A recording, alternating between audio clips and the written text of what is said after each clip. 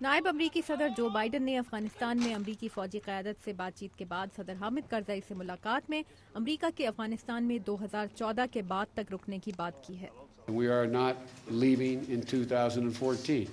اور کہا ہے کہ افغانستان کے بارے میں امریکہ اور افغان حکومت کے ایک سے عزائم ہیں کہ اسے ایک مستحکم اور خود مختار ملک کے طور پر دیکھا جائے۔ امریکی نائب صدر کے اس دورے کو مبصرین ان کے عہدہ سنبھالنے کے بعد کا سب سے اہم غیر ملکی دورہ قرار دے رہے ہیں، جس میں ایک امریکی اخبار کے مطابق پاکستان کے لیے مزید امداد کا اعلان بھی کیا جائے گا۔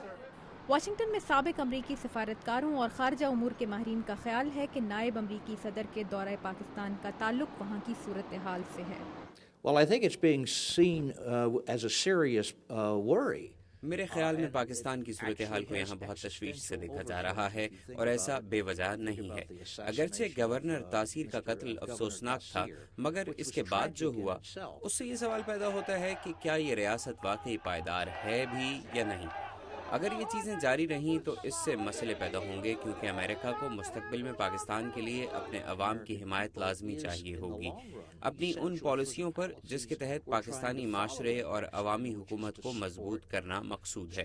اگر وہاں عوامی حکومت قائم رکھنی ہے تو and maintain a civilian government. سابق امریکی سفیر بل مائلم کا کہنا ہے کہ امریکہ اور پاکستان ایک ایسے رشتے میں بندھے ہیں جس میں غلطی کی گنجائش کسی کے پاس نہیں۔ ان کا کہنا ہے کہ امریکہ پاکستان کی مالی اور اخلاقی مدد کرتا رہے گا، مگر پاکستان کے معاشی ڈھانچے کو اصلاح کی ضرورت ہے۔ It will help the government to some extent. میرے خیال میں اس سے پاکستانی حکومت کو کسی حد تک اپنے مالی وسائل کم کرنے میں مدد تو ملے گی، اور اسے ایک مرتبہ پھر سوچنے کا موقع ملے گا کہ وہ کیسے اپنے اخراجات پورے کر کے ریونیو حاصل کرے۔ لیکن اسٹرکچرل اصلاحات جو کہ پیچھے رہ گئیں وہ زیادہ اہم ہیں تاکہ معیشت مستحکم ہو، کیونکہ اگر معیشت اور کمزور ہوتی ہے تو صورتحال مزید خراب ہوتی جائے گی۔ To keep the economy together. ایک اور سابق امریکی سفیر ہاورڈ شیفر کہتے ہیں کہ جو بائیڈن پاکستان سے امریکہ کے اسٹریٹجک مقاصد پر بات کریں گے۔ Vice President Biden Joe Biden یہ بات بھی کریں گے کہ ہم یہاں سے کہاں جائیں، پاکستان کے سرحدی علاقوں میں، اور افغانستان کے لیے ہمارے اسٹریٹجک مقاصد کیا ہیں۔ میرے خیال میں وہ اس موضوع پر بھی بات کرنا چاہیں گے کہ پاکستانی فوج کے شمالی وزیرستان میں کیا ارادے ہیں۔ in North Waziristan.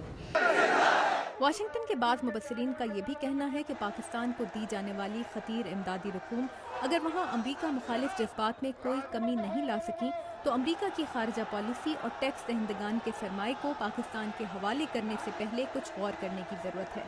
George town university کے پروفیسر ڈیرک لیبرٹ کو امریکی خارجہ پالیسی پر شدید تحفظات ہیں۔